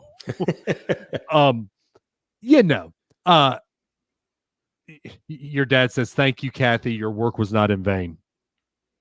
I mean, moms are the backbone of our society. It's true. But I think too, you made a point. I was going to say something too, and then that kind of threw me off. But I agree. I think that there are conversational skills. Oh, the car thing. There are conversational skills you have to build, but it's amazing even seeing the individual differences in the children, because Aiden very much wants to talk, ask questions. It's a very interactive time in the car when you're with him. Emma will sit there and she will literally put her hands in her lap and she'll look out the window and just sit there. And she's fine being quiet. And she gets that from both me and Blair. But then she gets, my extroverted, or Aiden gets my extrovertedness a little bit too, but the part of it that is still there. But it's just, I was gonna say, I pull it out of you. You don't have extrovertedness. No, it's there. It depends on who. I mean, it's there. It just doesn't like to come out as much as it used to. Art Smith. What's that? Art Smiths. What do you mean, Art Smiths? Never mind. Oh my God, dude. You are like a running ledger of anything that ever happened in somebody's life. What Art Smith? I drove my butt over there and I came to a place I did not want to go to. No, you're not. I wouldn't know you're not, because you don't do that. I want to know what you mean. We're going to put it out there now. We're going to put it out there. We're already an hour and 7 minutes. We're going to spend another 7 unpacking this. And you didn't want to sit with us because I did not. I didn't want to put silverware that other people had put in their mouths in my mouth. I'm sorry. I didn't think about that part, actually. Thank you. Okay. You know me. Dave. I didn't want to sit with you guys and talk to you. You weird people. Carrie has never done anything for me like secure a Rocketeer Funko Pop. I haven't known you for 20 years. Yeah, you know me. I'd rather just sit in my house and enjoy this pandemic, and you forced me to leave the house. What are you writing? 12 years? Okay. Adam. Yes. How long did you not talk to me?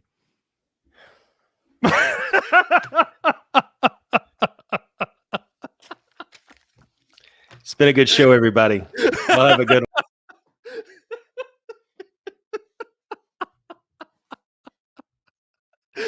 Oh, I love you.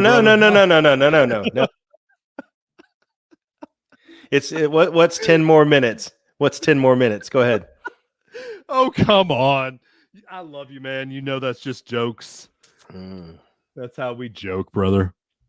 Here you go. Oh, I knew this was coming. Private school, ballet, and band. Dave's childhood on paper sounds so privileged and refined till the stories come out. Trash can toys. Trash can toys, stain in the eyes. So that, I will say something. And yes, private school, band, ballet, it does sound like I grew up not wanting. But my parents did a good job and made it a point to try to instill in me something that, in fact, my dad always made this joke. I have money. You don't. You know, it's they tried to instill in me a work ethic, and I thank God that that they did. Yeah. Because if they didn't, to Brad's point, private school, ballets, band. I mean, I did everything in high school. So yeah. I drove a 1985 Nissan Datsun. Mine was the worst car in the private school parking lot. Just saying. And look how far you've come. Look at Jeffrey's comment. Yes, I know. I stayed at the Grand Flow once, people. Come on. For how long? Just a weekend. Exactly. It was a weekend. That's still like $1,000+ man. You're not fooling. No, it wasn't. The higher your voice gets, that doesn't fool anyone. It was just a weekend. It was only 50 points on my DVC contract. Oh, hang on. So let me divide 50 points times the price per point times 50 again, plus food. Did you fly down or drive? We drove down that trip. Gas. Tolls. You're killing me, Smalls. Let's not talk about where my home resort is.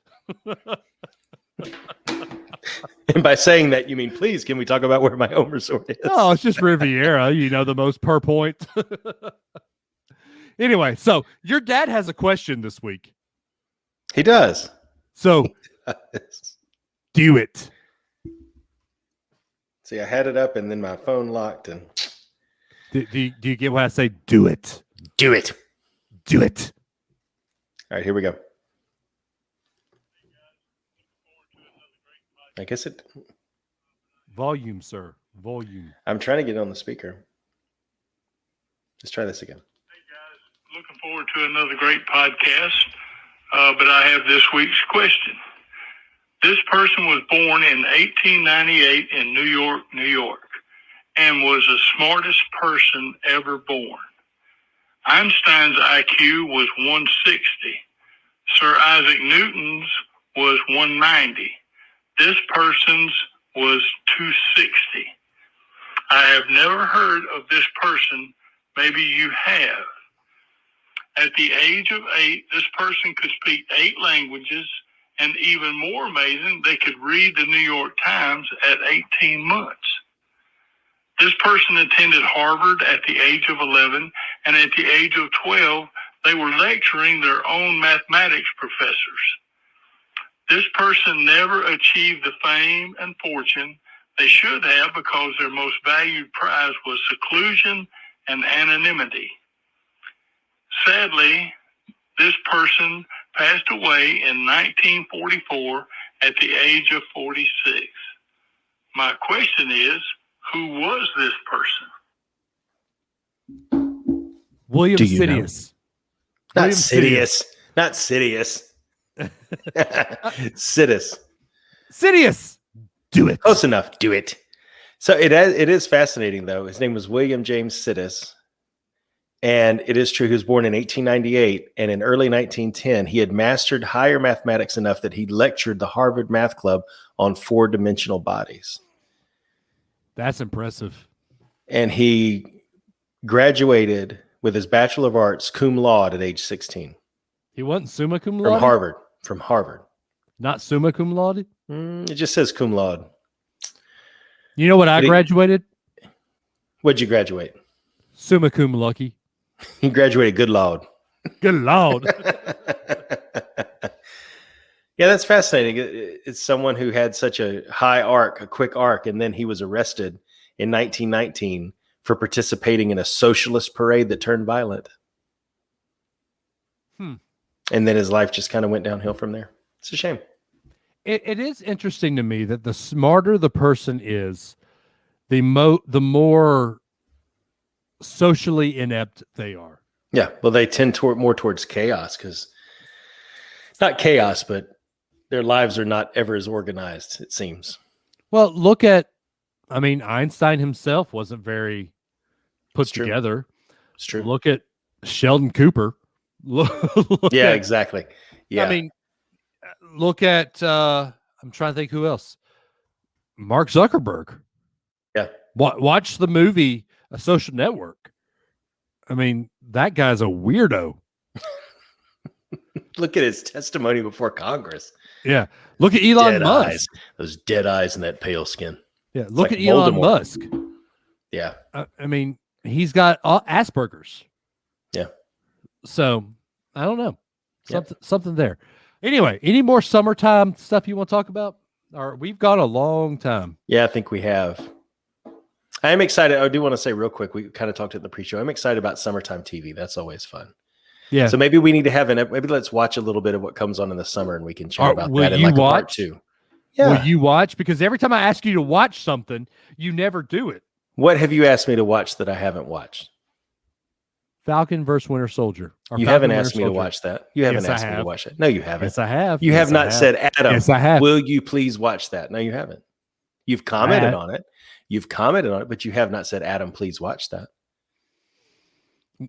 How about watching Mandalorian in a timely fashion? I watched it in a timely enough fashion to talk it as it was wrapping up. What more did you want? Episode by episode. Now that Mandalorian I was slow on, but yes, you were. What have you asked me to watch? What do you want me to watch, Dave? What would you like me to spend my time watching so that I can make you feel better? I spend my time watching stuff so we could talk it on the show. Well, we can't talk that kind of stuff on the show because all you watch is Disney stuff. I watch DC. Oh man, that stuff is horrible. It's horrible. I will be watching Top Gun 2. I'll be watching Ghostbusters 2. I'll watch all that too. Ghostbusters Afterlife. Yeah.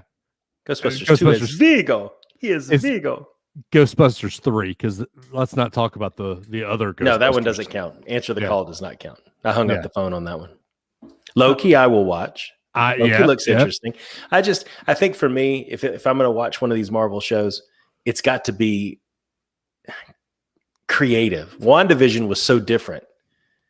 Falcon and the Winter Soldier, it's like these two dudes are going to go out and there's going to be a villain and they're going to beat him up, and then Falcon's going to be Captain America, like we all knew was going to happen. I mean, it's did you watch Captain Duck or Captain Duck? What is that? Mighty Ducks Game Changers? No, I have not yet. Oh, see, we you haven't asked me to. Okay, it's a Disney show. We're not talking Disney shows on this podcast, Dave. We've talked about this. Okay, have you watched Mortal Kombat? No.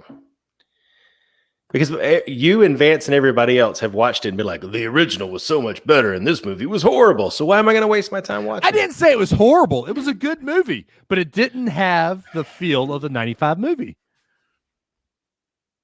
What are you Googling? I'm looking up all the people who commented on a post in our group about Mortal Kombat, and no one said the words, it is a good movie. I didn't say good movie. It's a tolerable movie. Oh, that sounds like a perfect way to spend 2 hours of my life. Let me go do something tolerable in the only 2 hours I have free today. Okay. Anyway, if they want to get a hold of the show, Adam, how would they do so?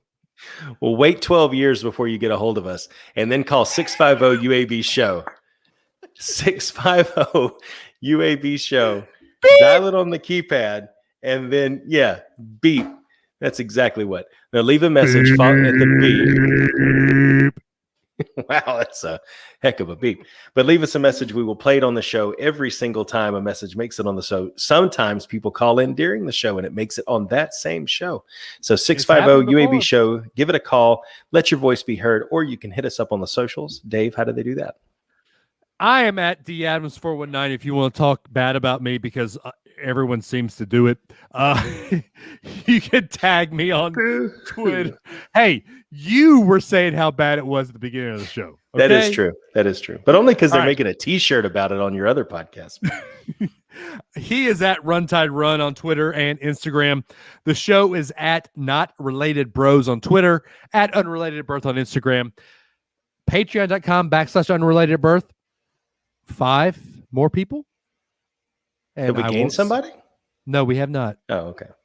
And I will not sing for a whole summer. That doesn't seem to be doing it. I know. People must enjoy your... Not even me saying I will dress up and do Let's Go to the Mall. It didn't do it. See, Let's again, go to the mall, everybody. I've got to create some fake accounts and get this going. Everybody come and play. Throw all. But no, you can't. If you cares sing it on away. here, that takes the incentive away. Let's go to the mall today. Anyway, Jeffrey Martin says on Apple TV Plus, Central Park and Ted Lasso, great shows. Okay. Also, Mythic Quest is a good show. Mythic Quest. It's a show about a company that makes an RPG. Like a real life show? No. Like, is it a real company? Oh, it's not a documentary. No. It's a comedy show. It's funny. Trust me. Yeah. Okay. Anyway, dude, I watch how it's made in my free time, dude. Oh, I do too. That's where I sit. No, I would like put it on and like binge watch that. Okay, that's where I'm coming from on this. I'm not. So shocked. it's like, no, I know, but it's just like that's. Anyway, I'll read the Mortal Kombat comments that everybody put on there after we close out the show. Okay. But anyway, Facebook.com/unrelatedbirth. Jeffrey Martin says Mythic Quest is basically It's Always Sunny in Philadelphia online edition. It's funny. Anyway, Facebook.com/unrelatedbirth. Unrelated Birth Facebook fan group, our listener group. Every Tuesday night or every other Tuesday night, make sure to join us when we do our Facebook Live. You'll get the before and after show where we really go at each other. I don't know why, but that's just how it happens. The off weeks, listen to Geek at Birth. Eventually, listen to Red Letter Podcast. I don't know when it's happening. Adam? I don't know yet either. I'll let you know when it's going to. Okay, then. Guys, we love you. We say it every week. I know we have a lot of fun, and Adam and I goof off and act like we hate each other, but unrelated at birth. We're siblings. We're brothers. What do you expect? But there is nothing but love on this podcast for everybody that listens to us, everybody that interacts with us. We really do appreciate it, guys. I say it every other week, and I'll say it to Adam pretty much every other day, but it's amazing that you guys spend at least 2 hours of your weeks with us. It blows my mind, the friendships that I've made because of this podcast. And I wouldn't have it any other way. Thank you from the bottom of my heart. Adam, take them home. Yeah, guys, thank you again for giving us some time out of your week to just listen to us chat. And thank you for the interaction too. And we love you, but not as much as Jesus does. Speak life to one another out there, guys. Be positive with each other. Be kind to one another. Stay safe. And we will catch you again in 2 weeks. And, freedom lives beyond my backyard. Anyway, so what read the comments. That that doesn't even backyard. You got yard. Look, you got to give it a little bit more oomph, man. You got to give nice. it free. I'm telling you, no, you give it some oomph, man. Yard. Come on. He had James Storm in the video. That was a cool video. I am telling you that I think that he approached it more passionately than you just approached your little snippet of it there. That's all I'm telling you. You need to give it a little bit more oomph. Okay. Give it the oomph it deserves. Freedom lives beyond my backyard. Yard. There you go. He had he had very Jack Sparrow in it, didn't he? That was awesome. I didn't think about that. No comment. So you said something very profound when you kicked off the post. The effects are better in this movie, but you prefer the 95 version. And then you and Skundrick ended up agreeing. And then Brooke Stone Winkler said, I kept waiting and waiting and waiting, just didn't get the satisfaction that I needed to enjoy this movie. Same. Spoiler. Not having a tournament really lost me. That was Logan. Love the fight choreography, the story, not so much. Cool effects, but the story just wasn't as fun. The gore was a bit much. Overall, decent. It's just decent. That does not. Oh, I need to go do this right now. It just doesn't. Everybody else told me everything I needed to know. Your dad says saw a great cup of a coffee cup today. Okay. Okay. Tell us what it said. What did the coffee cup say? It said Terry was right. Oh, they have now gone in and made a shirt on the same post. Amanda says, I need to get in on this. And let me find it. So the coffee cup said, if you touch my coffee cup, I'll slap you so hard Google won't be able to find it. So now TJ Fry, friend of the show, Yeah. who I thought was a friend of mine. Wow.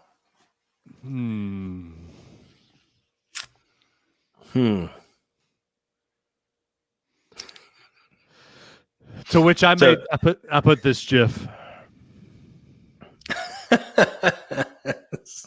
You know what jumps into my head, Dave? This is a long play joke now. This is like a long play thing.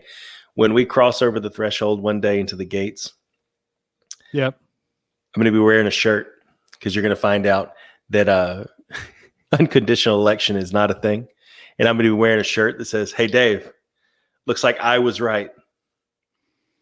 It's going to be a long play on that joke. Okay. I'll have one of those one day. So I want to show you this. You've heard my take on how my parents dressed me. You see, all right. You see how I dress now. Yes. Right? Like your parents dressed you. No. Nay, Fluffy. Not today. You've seen my profile picture, right?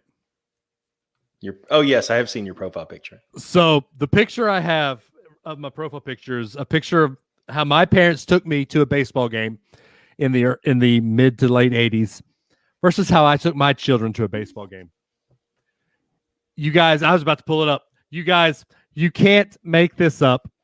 This is how my parents dressed me to go to a baseball game. Yeah, it was the 80s, man.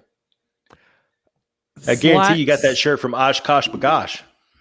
Tucked in. Were you wearing your Buster Browns? Polos. A polo. Sure. With a nice crisp belt and a hat. My girls, they go to baseball games the way I go to baseball games. Now, so what's different is that's how Dad goes to baseball games now too. Still in a polo and in a polo, crisp slacks. You know, I the only reason I laugh at this is because I said it to Dad's face. Dad bought a Trash Pandas hat at the game he went to, and he wore his hat like this, y'all. How old's your dad? 60 something. Yeah, and there it is. I know. Jeffrey, Dave tried being a child of the 70s and get back to me. Your dad's the one in the crowd screaming, "Come on, umpire. Don't be such a knickerbocker. Come on, umpire. Sir. Come on, man. I say, sir." And then Acuna hits a home run for he's a jolly good fellow. For he pip, pip. 3 cheers. Oh my gosh. Oh, that's great. Yeah, I couldn't have made it. I wouldn't have made it as a child of the 70s.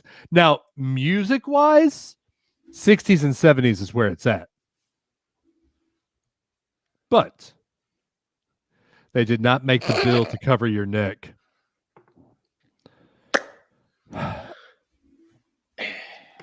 I mean, okay. I'll leave you to it. I do wear my hat like this a lot. But when I'm out in the sun, Adam's seen me at theme parks, the hat does come around like this. Sometimes. Sometimes. But this is just more comfortable to me. You know, the first person that made this style popular, maybe one of my favorite baseball players besides Chipper Jones, the kid, Ken Griffey Jr. And that's a guy that I always had the swing man batting gloves. And that's how this, to me, this is how a comfortable hat is. That's why I prefer fitted caps because oh no, what are you writing now? The timestamp for the end. I just forgot to write it down. Okay. I prefer fitted caps just because I like something on the back here. When I wear a hat backwards that's not fitted and it's snapback, it just looks weird because you got hair puffed out this way. That's why when we made the Unrelated at Birth hats, I had Adam put something on the very back of it so I could wear it like this. Yep. That's just, to me, that's how I like wearing hats. To each his own.